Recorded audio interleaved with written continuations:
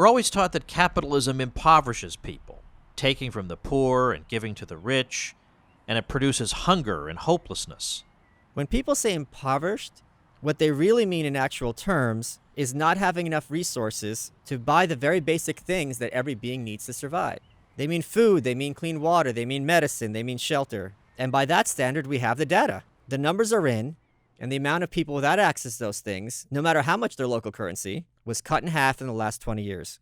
This was not in spite of capitalism, but because of it. 20 years! That's one generation.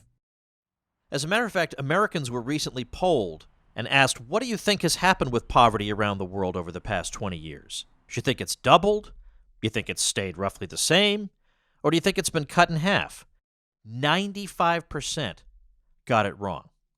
Why? Nobody's giving them the truth. They're all led to think that everything's getting worse. Because, of course, we already know it's getting worse because capitalism is evil. We've already got the narrative before we even look at the facts. There's a huge incentive for people who spread news to make things seem as bad as possible. We don't have stories about no one's hungry, everyone has clothes. Instead, it's look at this starving kid. The glorious thing is that starving kid used to be everywhere on Earth. And now it's getting harder and harder to find him. By the way, Michael, I'm starving. I've been stuck in ice. You're not going to offer me anything? Well, what do you want?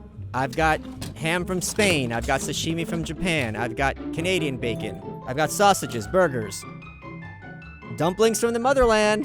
And for dessert, Cadbury cream eggs. Whatever you want. It's no big deal. Not a big deal? What are you talking about? You have food and delicacies from all over the world.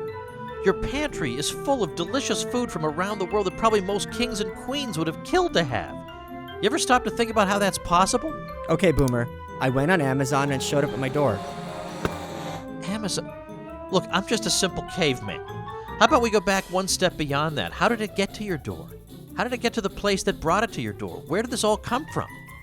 100 years ago, we were all Oliver Twist saying, "Please, sir, may I have another bowl of gruel?" Now, the problem is you have so much food, you have childhood obesity. You have honey boo-boo.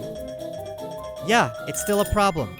But it's a much better problem to have kids who are going to have too much food than those who are going to be stunted in their growth and or even starving to death.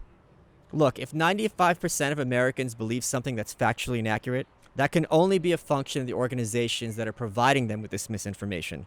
There's an economist named Bob Lawson who specializes in the economic freedom of different countries of the world. What he found is that the more capitalist the country, the fewest deprivations that people are suffering, which is the exact opposite of what everyone has been told. Every famine in the last 30 years worldwide has been a function of there being food for hungry populations more than they could need. Governments or criminal gangs, but I repeat myself, have kept them from having access to that food. Whether it's Ethiopia, whether it's North Korea, whether it's Somalia. They're all specific examples of them not allowing food to reach the specific population.